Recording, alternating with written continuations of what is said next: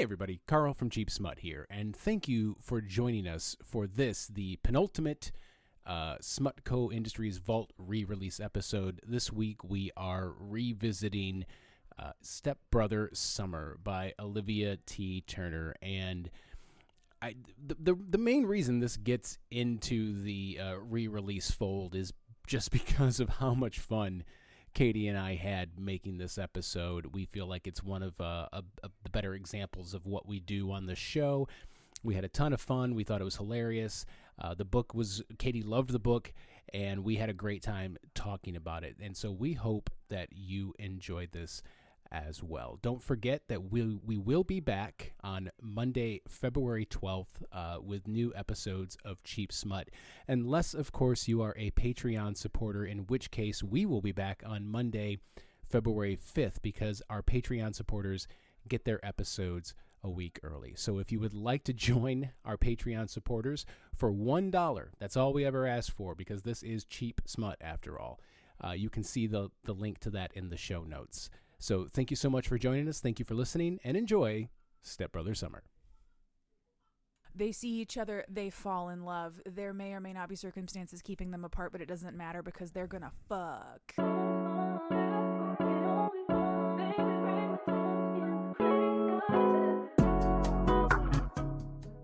Hello, and welcome to another episode of Cheap Smut. My name is Katie Mizell. And my name is Carl Mizell. And this is a podcast about porn. This week it is about porn. But it's fancy porn because it's words. Yeah, because it's 90 pages instead of like 7 minutes or something. 90 pages? Yeah. Wow. I mean, it's not entirely porn. No, but I'm more commenting on the fact that it's only 90 pages. Oh, but yeah. I got no issue with that. Oh, yeah. No, I'm actually thinking of doing at least one of these a month, if not two. Like, big novel, novella, big novel, novella. Smart. Because A, I love these novellas, and there's not a lot of room in my reading schedule for them when I'm doing a big book every week. And B, it gives me a break from the big feelings of the big books to just read quick and dirty. Yep. And you can slot these in around bigger books. Yes. Yeah, I can read them. I can have a backlog of notes ready to just go if I don't feel like doing anything but doing a novella one week. Exactly. So yeah. But enough about that bullshit. Yeah. How are you? Well, I'm all right. As you know, our youngest child is sick. She just randomly popped a fever today. Yeah, it was really pretty weird. high one even, and she was crabby and tired, but had no other symptoms. So I don't know what's wrong with her. And radiating heat. Yes, and we are preparing to go. If you're from Michigan, you will understand the phrase "up north." We're preparing to go on vacation over the weekend to a lake house with my cousins, and now she might not get to go, and that's sad.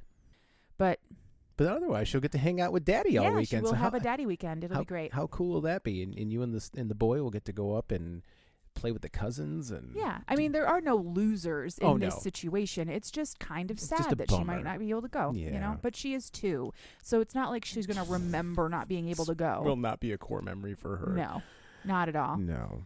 I mean, the core memory will probably be hanging out with Daddy and watching Blippi for days on end while she eats popsicles. She'll be happy as a clam. She'll be watching Blippi in the den while Daddy's speed running Hades. Yeah.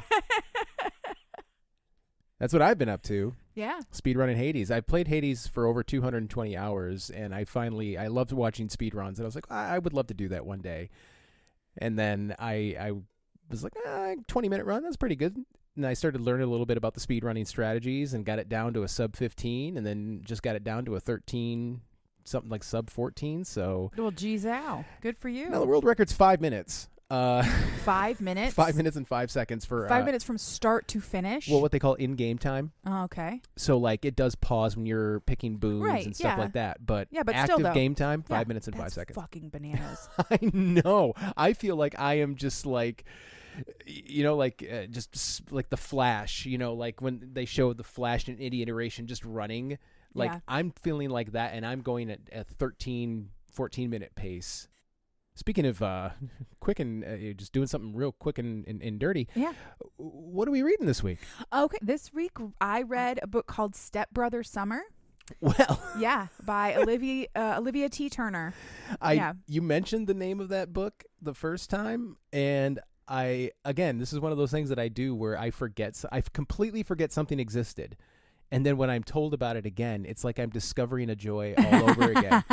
I did the same thing with digital deposits of checks. Yeah. You remember that? I do. Yeah. You were like, oh, digital deposits exist. I was like, I'm going to have to drive all the way over to Flint to our credit union and deposit this because I can't deposit it in any credit union around here. But no, to the app. To the app we go. Stepbrother Summer. That's what I said. All right. Stepbrother Summer. Step sibling porn is not just a thing that exists in the visual world, in the visual medium. Yeah. It's also a very common taboo trope in books, but especially in your short form novellas, because we're not here for feelings. We're reading porn. There are feelings, but they're really fast porn feelings. I would love to try and do a little bit of research into it. It feels like there's a line of demarcation in society before step sibling porn was a thing, and then after, like BCE, CE. Like, I feel like that's the modern equivalent. It just showed up and it was everywhere, and I can't remember a time when it wasn't, and I couldn't pinpoint when it started. I have no idea, honestly. I mean, if I had to take the most basic of guesses based on just what I know about our history as a society, we really truly came down on the genetic consequences of fucking your own family members. Like maybe 100 years ago. Yeah. And from then on, we made it a point to make sure everybody knew you weren't allowed to fuck your siblings. And now, like, the closest we'll get is step siblings. Yeah. They've just been inching away from that until they go, huh? What about adoption? No. Step. Yeah. Yes. Let's do that. And what's funny is if you're watching it, there's no indication that there's anything going on if you have the audio. It just looks like two people fucking. They have to audibly say, "Yeah, what are you doing, step sis?" Stop that, step brother. Seriously. If you watch it on mute, and it's like the most absurd. Not all. Usually, it's just like it's two people fucking, and they put stepsister in the title. Exactly. They never once mention any connection. But there's always not always. There are sometimes like really ridiculous situations that lead up to that. But my favorite is being stuck in a dryer or stuck under a bed or stuck under a coffee table, all of which are things you cannot get stuck in physically. Yeah. I mean, at least not when you have the body of a standard porn star. Yeah. You know, it's not like me getting stuck halfway under a bed because I'm a size 18 and I have wide hips. Yeah. It's just, you know. And for the record, I would just help you. I know you would. Because we're not in a porn. We're not actively in a porn. I don't think any sane person would look at someone stuck somewhere with their ass out and go, now's the time to stick my hand in their pussy. Like, that's not going to happen.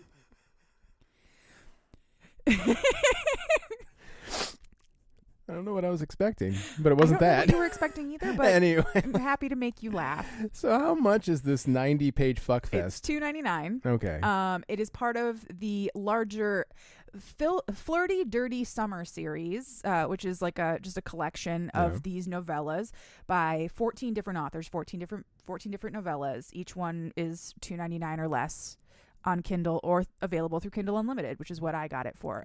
These kind of collections are very, very common because, like I said, it is a romance novel and it belongs in the genre, but it's not a romance novel. No, it's porn. Yeah. It'll take you a couple hours to read it and it's fucking filthy. It's porn.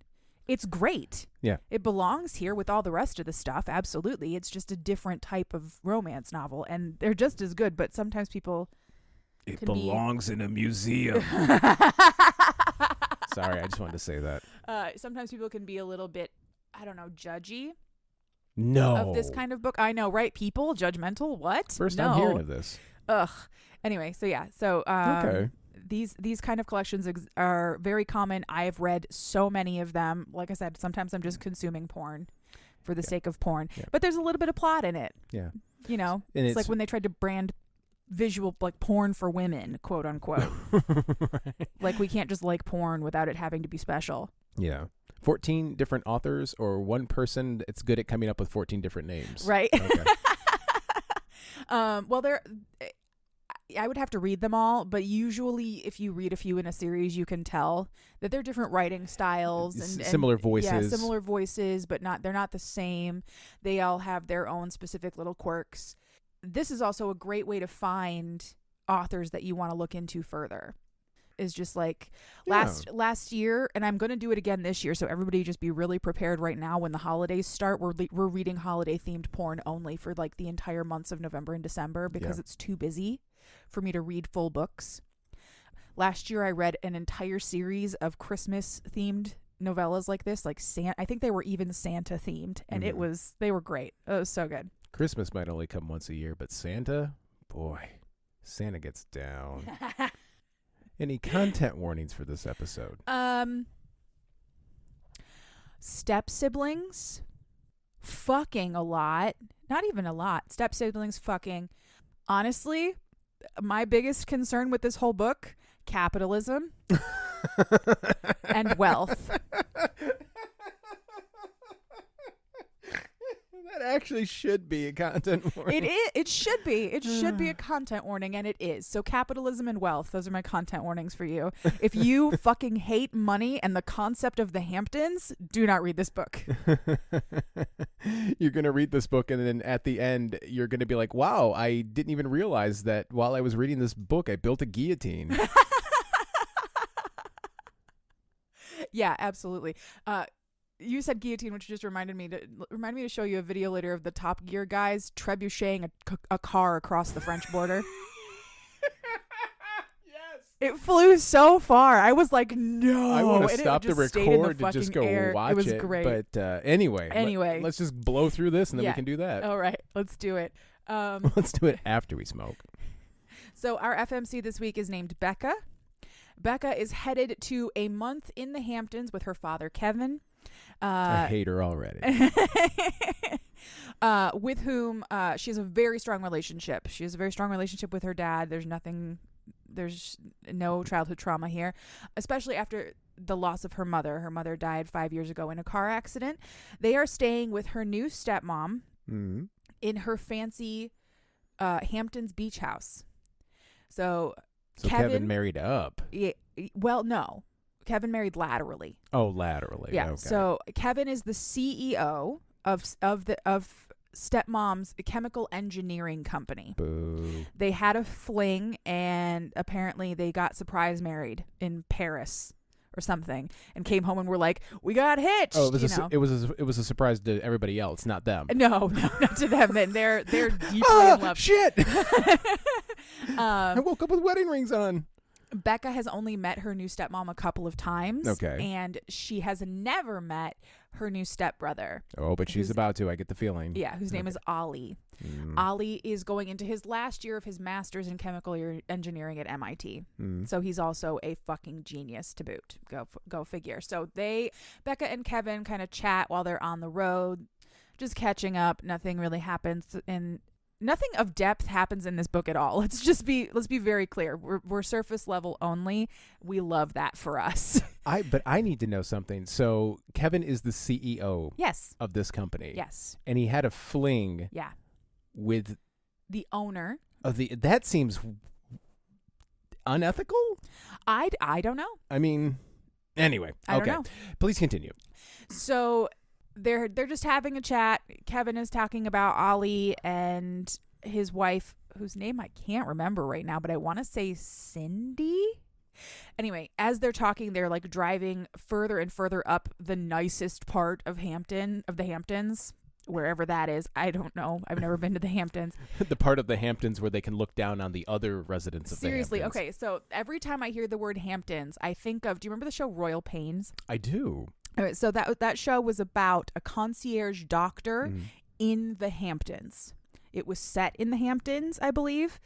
And I remember from like the first episode, him and his like scheming brother drive into town, and they're at a stoplight. They're trying to pretend to be rich. They're trying to pretend to blend in. They're at a stoplight in a convertible, and then another convertible full of really hot girls pulls up, and the brother tries to start chatting them up, and they're like, which Hampton are you going to? And he says, West Hampton. We're going to West Hampton. And she goes, you mean Worst Hampton? And then they just laugh and drive away. Yeah. That's what I think of when I think of the Hamptons. That specific moment in one television show, I'm like, oh, it's garbage. It's trash. It wouldn't surprise me. It's full of trash, rich white people. I don't want to be there. I'm sure it's more than that, but it's all I think about. Anyway, so they're driving further and further up the nicest part of Hampton Beach, and Kevin is explaining that his new wife is not just the owner of this bioengineering company. She also made a lot of like really solid investments, and so she's not just rich, she's fucking wealthy independently, and we love an independently wealthy woman. Yeah, she's got that Oprah money. She made all her own money, and that's great. Yeah. But I still don't vibe with rich people. They get there, and it is like the biggest fucking house you've ever seen, directly on the beach, right on the water. And Becca's losing her shit. She's like, what the fuck? What the fuck did you, where am I? What is this place? What did you marry into? Yeah. Like, they had money before, but now they got fuck off money. Yeah, he was like, let me give you a little exposition as we drive up this driveway to explain the size of this house. Yeah. I mean, it's fairly... In books like this, it is fairly common to be like wealthy, or for the concept of money to not exist to you in whatever capacity. We're just eliminating obstacles, right? Yeah. So nobody has to care about money or capitalism or, the slowly dying planet right now, because we're in our little porn bubble. Yeah. Anyway, so they get inside this fucking huge mansion. They grab a couple beers, they put on their swimsuits, and they go out to the beach where Ollie and his mother are already waiting for them. On the beach, Becca sees a book boyfriend. Like mega hot book boyfriend, tattoo, like full sleeves of tattoos down both arms, dark hair, gray eyes, like 27 abs, whatever, the whole thing. And he's like in the surf playing football with a kid, and he like falls into the surf, and he just stands up and he's all drippy, And he's like, oh my God, can you believe I just cured cancer? It's so weird that I just cured cancer. Quick, I gotta go save these orphans. And he just stands up with this, the perfect smile, the whole shebang. And Becca's drooling, absolutely drooling. And he's staring at her, and she's like, oh, good. Maybe I can have like a great beach fling this summer. It'll be so much fun to just have a fling in the Hamptons. But oh no, that's her new stepbrother, Ollie. Womp, womp, womp. So they are Deborah. That's her name. Ollie's mom's name is Deborah. New stepmom's name is Deborah. So they're introduced. Ollie and Becca are introduced to each other, and then they head over to talk to Deborah. Deborah and Kevin are obviously very, very in love and very, very happy. Ollie is obviously very, very horned up for Becca already. Like, seriously, I don't think he says a single thing to her that isn't an innuendo or a double entendre the entire book. Yeah. She can probably already tell, though, because he's wearing a swimsuit, so she can probably see the comically large erection. The comically large erection that is obviously coming. Yes. Yeah, she can see it. So, Oh, I was kidding. No, she can't actually see the erection, but that's some book miracle, because I think he even says, like, I've been hard for her since the day, like the second I saw her. Sir, you were in a bathing suit. Yeah. Where did you hide that? You were playing not near a child. And Becca is just as horny for him, and she's like, oh no, what am I gonna do? So Deborah and Kevin go back to the house. They are newlyweds. They haven't seen each other in 3 whole days. And Ollie and Becca go to like stand in the ocean. They just like have a chat while they stand in the ocean. Yeah.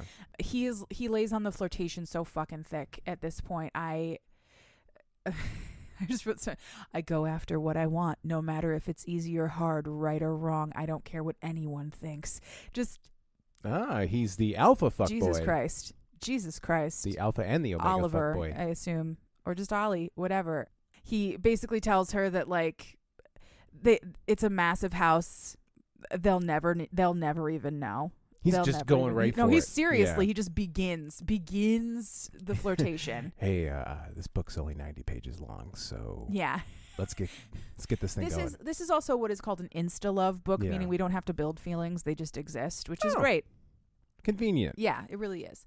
He also, for a little bit, talks about how he's really excited to be done with school. He really wants to get into the labs at Deborah's company. He wants to work in the R&D department and make a name for himself as a biochemical engineer or something fucking crazy like that. Becca, on the other hand, is currently hiding the fact that she lost her job right before she came up north Yeah. for the summer. She got fired because she was working as a headhunter and hadn't hunted a single head in like 8 months.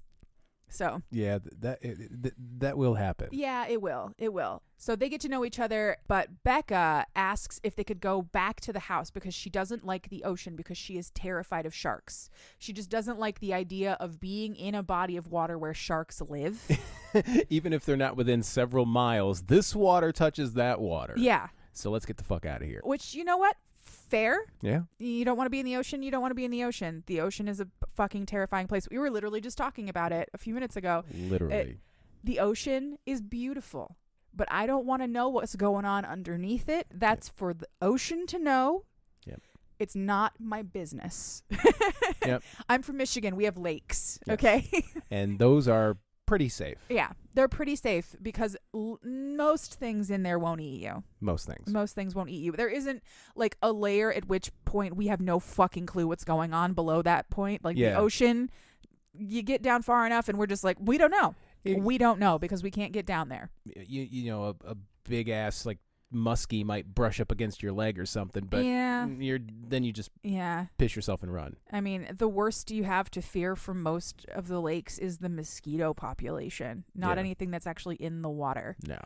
So they head back up to the house and they get in the pool instead because there's also like an infinity pool. That's right. Like if you look at it just right, it looks like you're swimming into the ocean, that kind of thing.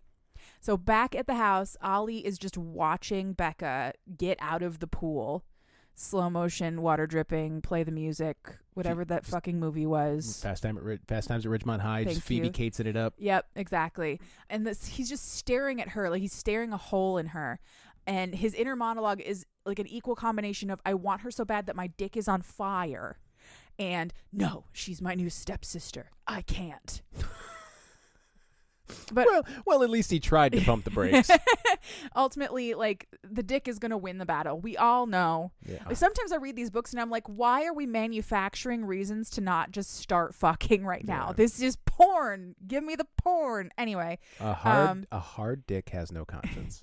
and then he thinks that he wants to lose his virginity to her. Oh, and earlier she also thought that she wanted to lose her virginity to him. These are two people who are over the age of 21 who are both virgins. Just keep that in mind. And apparently extremely attractive. Yes, extremely attractive. I'm not saying you can be a virgin your whole fucking life. I do not care. I think the concept virginity is stupid. Agreed. But just keep it in mind for later. Got it. So they continue with their flirty banter. Ollie knows that his body looks good and he makes it look good for her. When their parents finally come back after a couple of hours, they're like, thanks for helping me fix the garage door, Kevin. No problem, Deborah. And Ollie's just like, we know you guys were fucking. We don't care. You're grown-ups and you're married. Who gives a shit? They all decide to go to dinner at like a local seafood restaurant on the beach. But after the parents leave to go get ready, Ollie suggests that they leave the newlyweds to their like romantic dinner by themselves so that they can go see the quote unquote real Hamptons. Okay. I don't know exactly what the real Hamptons is, but if you know, you know. I just read my own notes and made myself laugh. I have no idea what that means, but I assume it has something to do with rich twats drinking Trulies and being awful. Yeah, probably. Oh, yeah, there you go.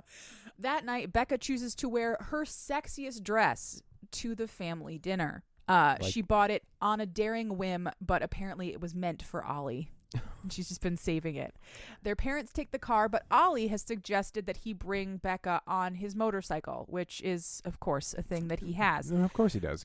This is a semi-orgasmic experience for Becca when she puts her arms around him. She holds on. Oh my God, I forgot about this part. She holds on to his torso. She gets a handful of his abs, and her pussy throbs in approval. Those are words that were in that book.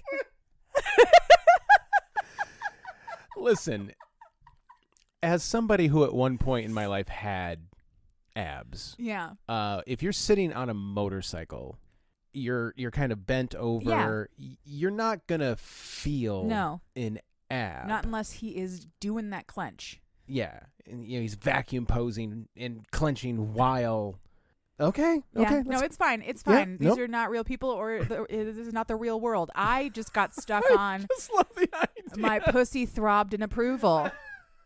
Hey. What? Hey. What? That thing you just my pussy just throbbed in approval. Oh my God. I was just changing out the garbage disposal, ma'am. I don't know what it is. Like that same phrase in reverse also exists. Like my dick throbbed in approval, or my dick jumped in approval of something that someone did. And I'm just like, why are your genitals approving of anything?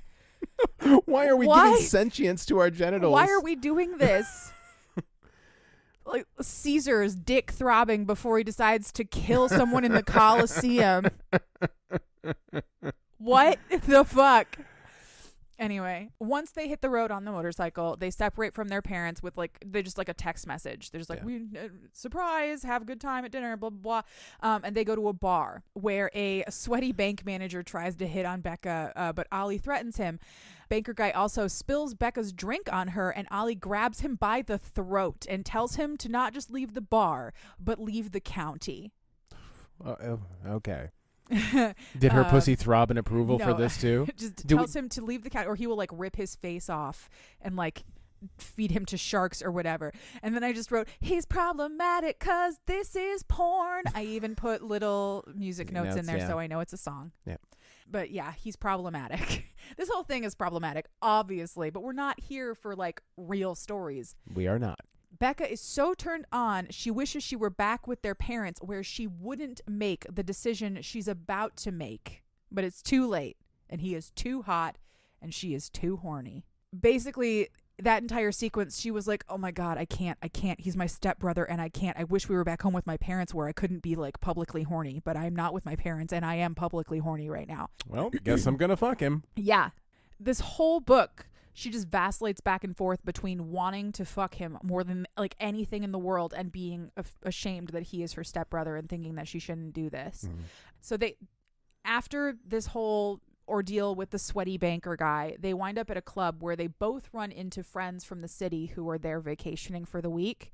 Becca's friend Naomi attempts to seduce Ollie, but he is a literal brick wall. He doesn't even talk to her. He's just like, babe, do you want to go to the dance floor now? That's, I don't know. He doesn't call her babe because Becca introduces Ollie to Naomi as her new stepbrother.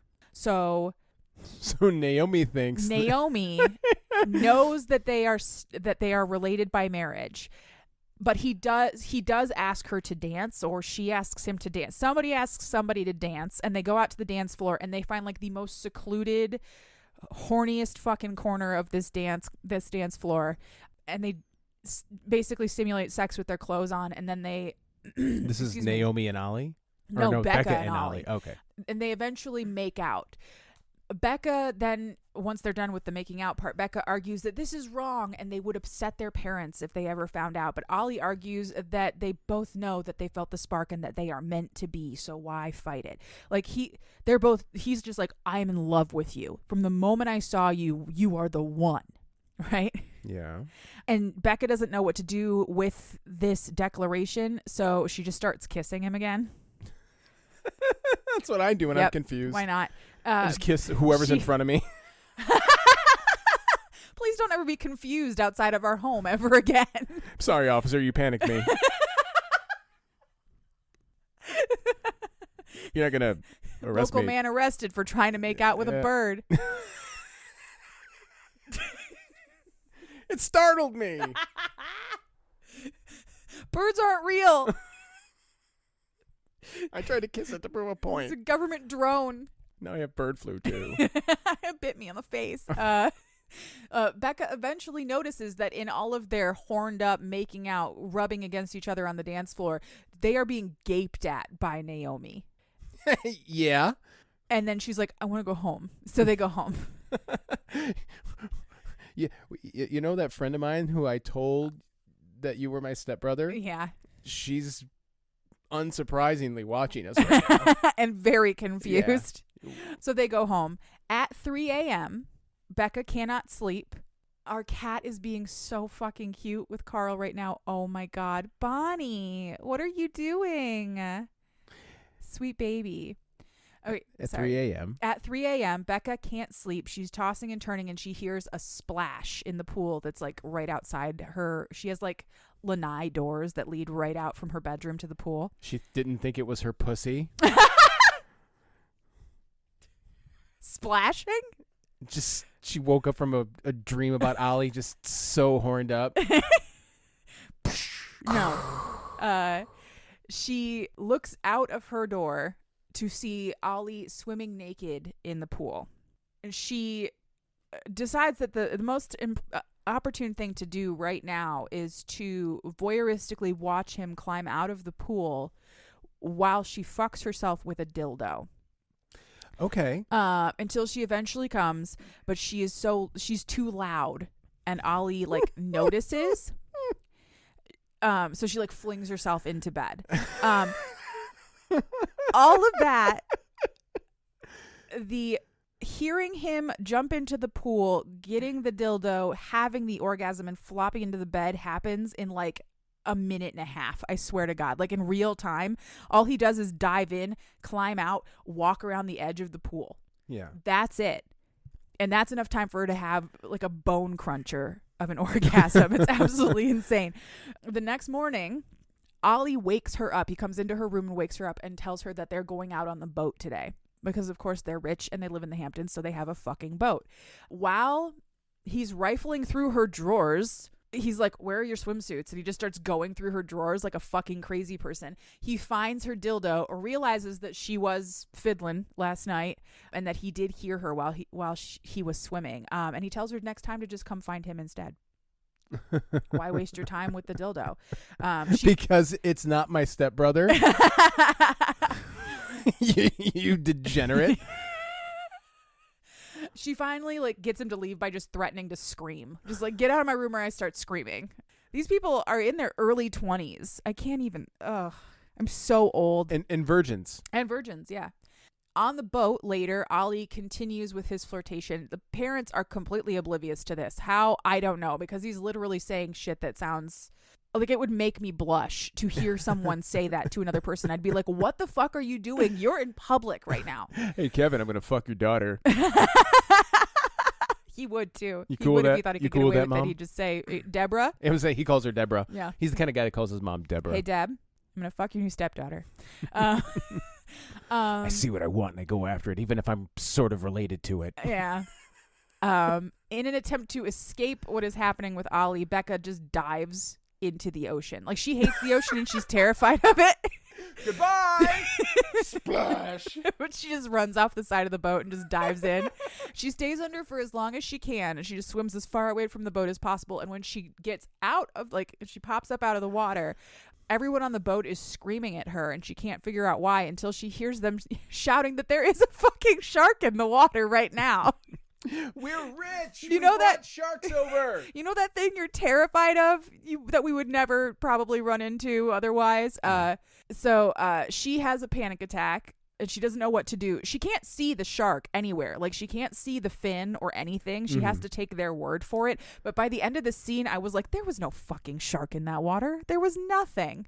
Anyway, and because she's freaking out and she doesn't know what to do, Ollie dives in and drags her back to the boat and saves her life. Quote unquote. Yeah. Saves her life.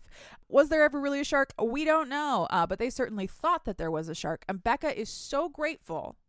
She knows that her crush on Ollie is never going to go away now because he saved her from the shark. It was they thought it was a shark. It was actually it was a poor person. It was a poor person in the water. We think that poor people are just as bad as sharks. Oh my God. Oh. Anyway. The rich are awful. Anyway, and that they have a special connection. She and Ollie have a special connection, and there's no use in denying it. So Yeah, it's called being related by marriage. so it is time to bone. It's time to bone. Here we go. Tonight, they're going to bone. That night, Ollie is getting ready for dinner. Their mom has hired Ina Garten. a chef to do a meal in their home. Gotcha. When Deborah comes into the room and tells Ollie that there has been some kind of chemical spill at the lab and that both she and Kevin have to go immediately by helicopter Yeah. to oversee the cleanup and the fallout, because a chemical spill of this nature apparently requires the government. Okay, probably yes, does require the government to get involved. I just need you to know that in my head, the company that she owns is the Umbrella Corporation. And this all takes place in the Resident Evil universe. Yep. They're not from New York. They're from Raccoon City. That's right. So Ollie expresses concern. Like, he doesn't want anything bad to happen to the people who work for his mother, but he's also secretly just like fist pumping so hard he dislocates a fucking elbow. Gonna get my dick. He goes to get Becca for dinner. He has told the chef to just prepare dinner for 2 instead of dinner for 4 and set it up by the pool. And the chef has left and Ollie's ready and he's going to go get Becca, and she is immediately freaking out. First, she doesn't want to come out of her room at all. And he's like, well, I came in this morning. I'll come in again. Yeah. So she opens the door and she lays down some ground rules. In the audio medium, you can't hear the eye roll that I just did. I think they could. So rule number 1, no kissing. Rule number 2, no dirty talk. Rule number 3, no funny business. Rule number 4, no more late night skinny dipping. Those are Becca's rules. I need to know. To survive the summer. What is funny business? Well, I don't fucking know. She didn't define it any more than I did just now. That's the that is like the relationship equivalent of and other responsibilities as determined by leadership. Exactly. Whatever I say is funny business. If I tell you just stop, yes, if I tell you to stop, you should just stop. That's just like the way it should go. But by funny business, I think she just means anything that makes her horny. Yeah, okay, fair enough. No doing anything that makes me horny. Yeah. What Oliver. did I do? You're existing. Go away. So these rules are, of course, going to be completely ignored. Yeah. But it's just another. She's flip-flopping back and forth between needing to fuck this man immediately and needing to remember that he is her stepbrother now, and she can't do that. I don't know. Whatever. So they go to dinner. Ollie does not let up half a fucking centimeter. He keeps on laying on the flirtation just as thick as he possibly can. They eventually just eat and start talking, and things are going well. It's a very nice conversation. They actually get along when he's not just trying to get in her pants. And they end up ending their conversation by deciding that they're going to watch Dirty Dancing after dinner because it is Ollie's favorite movie. All right. I mean, good choice. It's a great movie. It's the most humanizing thing about him so far. Yeah. I realized something actually fairly recently about Dirty Dancing, not to go off on another tangent, but why not? It's my show. Jerry Orbach's character is a doctor. Yep. And the heaviest scene in that movie, he saves a woman who is dying from a back alley abortion. I was going to say, I think sepsis is something like Yeah. she went septic. I think. Something truly awful that happened from an unregulated abortion. Yeah. And at the time that I first watched that movie, not the first time because I was too young the first time to understand what was going on, but by the time I was old enough to understand, I was like, oh my God, the 80s must have been so awful. Because you just couldn't go to a doctor and get an abortion. And now I realize, A, that that's truer than I realized, even after Roe. But B, that was probably a really fucking subversive scene in that movie. Oh, it absolutely was. And it wasn't to me. No, but also I think that movie was actually set. It was probably set in the 60s. Yeah, I was going to say, I think it was set further back. Let's it's not important. I'll look it up for my own edification. But anyway. I realized like 2 weeks ago, holy shit, the abortion subplot in Dirty Dancing was probably incredibly politically tense at the time. I just didn't realize it because I watched it in like 1995. Yeah, I watched it when it came out when I was like 9. But again, as I've said to you many, many times, my mom was not at all I don't even think that movie would be a terrible thing to show a 10-year-old. No, but I was like, what's wrong with her? Oh, she had a bad abortion. What's an abortion? It's this. Okay. Okay, yeah. Because guess what? Kids, you don't tell kids about the horrible things and then their heads explode. It doesn't happen. But anyway. No. Also, it was set in 1963. Okay. Yeah, no, kids, you just tell them. They ask a question and you tell them the answer. Yep. And you don't give any moral, like, blah, blah, along with it. You just tell them. Anyway, I'm not going to tell you how to parent your kids. That's not the kind of podcast this is. Anyway, after they watch Dirty Dancing, Becca goes to bed, but she can't sleep. Worrying about going back to the city with no job, worrying about the fact that she's got the horn for her stepbrother really bad. And then she hears a splash, and she knows that Ollie is out there skinny dipping. And she reasons to herself, well, what good are rules if no one is going to enforce those rules? So she goes out to the pool deck to, I guess, scold him, lecture him. The rules. I don't know. Enforce the rules. She tells Ollie that there is no skinny dipping, and that is a rule, and she is here to enforce the rules. And obviously, what is the solution? He just hauls himself naked out of the fucking water, Fast Time style, but for a guy, just right off of the right out of the pool onto the pool deck, dripping wet, fully naked. My notes say in the way that only looks good in movies. Yeah. And he's now standing naked and wet on the pool deck. Becca immediately caves into the, quote, inevitability, unquote, of fucking Ollie. She knows it's going to happen, and she figures, why waste time? Yeah, same fucking question to you, Miss 4 Rules and 6 Chapters. Yeah, this 90-page novella could have been 75 if you hadn't just flip-flopped. It could have been 12. She could have walked out to that beach and just fucked him in the dirt. It could have been an email. This could have been a snap. Anyway, in a moment of bravery, then she strips and jumps into the pool, and he follows right after her. And I'm not going to make that joke. It begins. Begin the fucking. Unleash the fucking. They fuck as only 2 instalove versions in a porn book can. Ollie hauls Becca onto the pool edge and eats her out until she's grinding against his face. Becca then pulls Ollie to a chair and blows him in a naughty, tear-streaming performance. I was like, okay, so we haven't clarified how much oral either of these people has given. From this point on, these are virgins having porn-level sex, having really good, no communication necessary, everybody wins porn sex. Yep. And it's fiction. It's fiction. Yeah. It's fiction. Fictional characters. After he comes down her throat, she keeps on playing with his cock, and he's immediately hard again. Again, virgins. Her first, possibly her first, or one of her first, and he's just like, yep, gonna come right down your throat. Yep. There you go. Yep. Anyway. So he carries her inside, and they have penetrative, penile, vaginal sex. P2B. Yep. Emphasis on her virginity being lost and how big his dick is are the 2 big things that happen in this scene. Do we have any comical, uncomfortable descriptions of this cock? No. We don't have any, no. Do we just know it's just large? So from like Becca's thoughts, it's like, oh my God, it's huge. I don't even know what to do with it. But again. Now, having said that, what is big to Becca? Yeah, virgin. She's a virgin. For all I know, it's a standard issue penis, but it's huge, quote unquote. Everybody comes, everybody has a good time. At the end, it's Ollie's internal monologue, and there's a very heavy emphasis on like breeding and wanting to come inside of her and wanting to make her pregnant and knowing that neither one of them are protected and like the whole shebang. Thankfully, he does not say any of this out loud, because if he did, I would be like, get off of me. Yeah, seriously. What are you doing right now? Why are you telling me you want to breed me? What the fuck? Instead, they just have a good time. And that's the end of that scene. They fuck like wild animals, and then they fall asleep. 2 weeks later, 2 weeks of debauchery later, Ollie and Becca are enjoying topless drinks in the hot tub. And suddenly there is a helicopter descending onto the lawn. So their parents have been gone for 2 weeks, handling this chemical spill and the fallout from the chemical spill. Okay. Your face. 2 weeks? What the fuck are you talking about?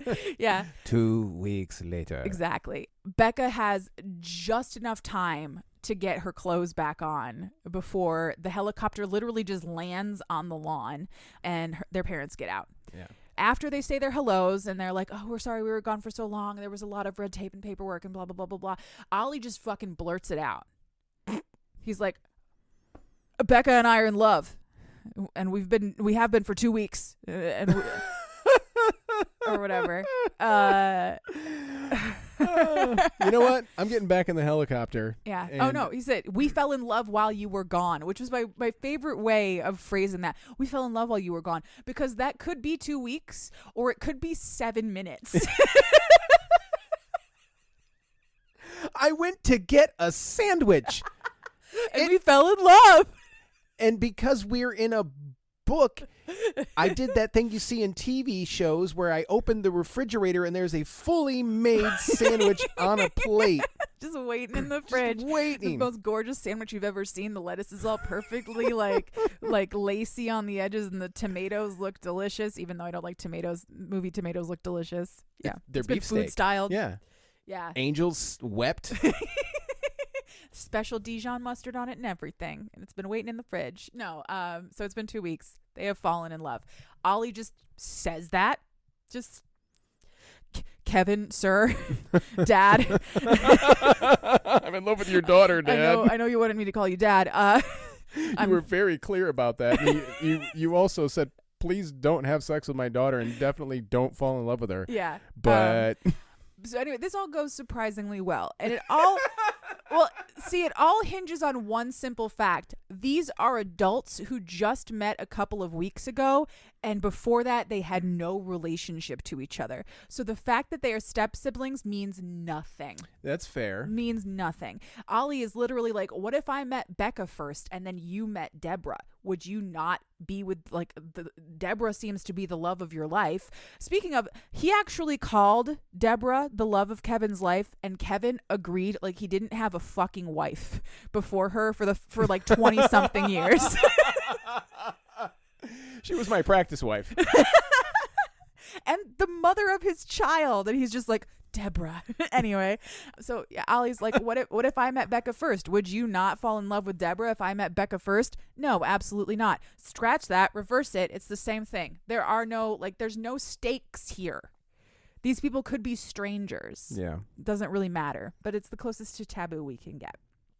Anyway, so Kevin is like, I need a whiskey. Deborah's like, make it a double. And they both go off and they have a drink and they think about the fact that their kids are fucking and they're also fucking and everybody in this house is fucking. And that's the end of the book. Like, it all just works out perfectly well for everyone. Does it? It does, because there is an epilogue, and 2 years later, Ollie's watching Becca walk down the aisle toward him on the beach in the Hamptons where they first met, and they all lived happily fucking ever after. That's it. That's the end of the book. That's it. But so are they? What questions do you have? I can answer them for you. I don't know if you can. I can, because I need to know. Does that now make Deborah Becca's mother-in-law? Like, yes. Does that supersede that? No. I mean, she's both. It's my stepmother-in-law. Stepmother-in-law. This is my stepmother-in-law, Deborah, and my stepfather-in-law, Kevin. They're married. We're married. Why are you asking questions? This is my dad, Kevin. We have so much money that no one cares what we do. No one will say anything about it. No one will say jack shit. We are hot and rich, okay? We will say nothing. There's actually, if you're lucky enough to not know who David Zaslav is, he's like the big CEO of Warner Brothers. All of the fuckery that's going on with Warner Brothers right now, and the movie, the Batgirl movie, they got shelved for tax purposes. Like, he's behind all of it. There was recently a GQ profile written about him by a writer named Jason Bailey. And apparently somebody in David Zaslav's camp got wind of it because GQ immediately changed some of the language in it because it was rather unflattering. Oh, no, we unflattered the billionaire. And Jason Bailey was like, take my fucking name off of that byline. That's how rich these people are. Yeah. They're like, oh, yeah, these are our kids. We got married, and then they fucked and fell in love. Say some shit about it. right? I dare you. I dare you. I fucking dare you. Yeah. You see that? I own a helicopter. Yeah. What are you going to do to me? You see that building over there? It's mine. It's mine. You know what's in it? Money. It's just a big pile. It's just fucking money. I dive in it like Scrooge McDuck. Yeah. It's a Scrooge McDuckian vault. I had it all turned into bullion. And that's not even a fraction of my wealth. Yeah. Say some shit about my weird step kid fuckers.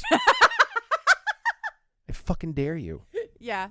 So yeah, that's the book. That's Stepbrother Summer. Book like 3 or 4 in the Flirty Dirty Summer collection. Now, if anybody... including other such titles as Waxing His Board. Now, do I need to read the first 3 to really understand Stepbrother Summer? No, not at all. I don't want to feel like I'm missing something. No, you're not, because that's not what this book is for, and that's fine. I still enjoyed reading this book. I enjoyed listening to it. I'm taking the piss out of it because I know it's goofy as shit, but I like these books very much. Absolutely. Nobody get me wrong here. This is what we were talking about the other night when we were outside, which is you match we try to match the tone of the book. Yeah. You know what I mean? Or like what we at least assume to be the tone of the book. You know, Lady of Rooksgrave Manor was weird, monster fucky. Fucking wild, monster fucking. Yeah. But then A Soul to Keep. Yeah. You know, that obviously had a little more gravity to it and more emotional depth. Yeah. You know, but again, at the same time, because of the emotional depth of that book, this is still sillier than the idea of a human woman fucking a 7-foot-tall duskwalker. Yeah. You know what I mean? I completely understand. No, there's a deep emotional stuff happening in the Duskwalker Bride series. Every one of them deals with trauma, emotional responsibility. Yes, they fall in love, but this is goofy as fuck. This is way goofier than a monster fucker book could ever be. And I've read some weird monster fuckers, but my name's Becca. I'm hot and rich. This is my stepbrother Ollie. He's hot and rich. We fell in love. We're going to fuck now. I'm going to take the piss out of that a little bit. And you know what? That's okay. Absolutely. Are you taking a selfie right now? No, I'm not taking a selfie. I wanted to double check to make sure that I did in fact get the name of that writer correct. Oh. It is Jason Bailey. But I just found an article. Is it plot thickens on missing David Zaslav profile in GQ? Turns out the magazine's editor is producing a movie for Warner Brothers. Oh no. Journalistic integrity who? That's fucking fantastic, man. That's what I don't rich people. I don't take selfies very often unless I'm wearing bunny ears. That's why I was confused. Yeah. For a joke, or one of my children is in it. Yeah. That's why I was confused. Yeah. I was like, why are you taking a selfie right now? That's the kind of thing I would do. Put a pair of headphones and a mic on me and I will take a selfie. Like every time I stage managed a show back in college, I was like, ooh, I look so hot right now in my fancy headset. I'm taking a selfie. No. I mean, I was hot. Yeah. But not because I was wearing the silly headset. No. It just made me feel powerful. You didn't need the headset. The hotness was inside you all along. It's not really inside. It's outside. The inside of me is a horror show. Yeah. Full with like blood and organs and bones and stuff. Yep. And meat. I am a walking haunted house. I have a skeleton and everything. Yep. It's just a bunch of meat stuff hanging on a skeleton. Meat stuff. You can find us on social media. We are on Instagram and TikTok at Cheap Smut. If you want to send us an email, you can do so, cheapsmutpod@gmail.com. We are on all the major podcasting platforms. Once you get there and find us, please rate, review, and subscribe. That is how other people get to find the show, and we get to continue to grow this community. The music that you hear in this and every episode is Nostalgia by Mackay Beats. You can find that song along with thousands of other songs free of charge for you to use however you want. freemusicarchive.org. Do you know what you're going to read next week? I have no idea. I'm so sorry. I didn't even check my wish list. No. So it'll be a surprise for everybody. You've been getting ready to go up north. That I have. It's fine. I totally understand. I've been doing my normal domestic duties, not reading so much this week. But we're recording this a day early. We are. because we're going up a day on Friday. Yeah. So. Well, you're going up on Friday. I'm I going can't up on record. Saturday. Yeah. And then I got to come back Sunday to edit this thing. Yes. Thankfully, it'll be a pretty easy edit. Oh, yeah. It's not even, we're not, I mean, I'm going to tighten it up a little bit, but we haven't even hit the hour mark on the record. Oh, fantastic. That's great. Anyway, listener, if there is a book in you, write it. And if there's fucking in it, no matter who's doing the fucking, I'll read it. That's so true. And then she will come on this show and explain it to me for your entertainment. Now I'm going to go. I'm very warm. Me too. Let's go outside. Yes, let's. Bye-bye. Bye-bye.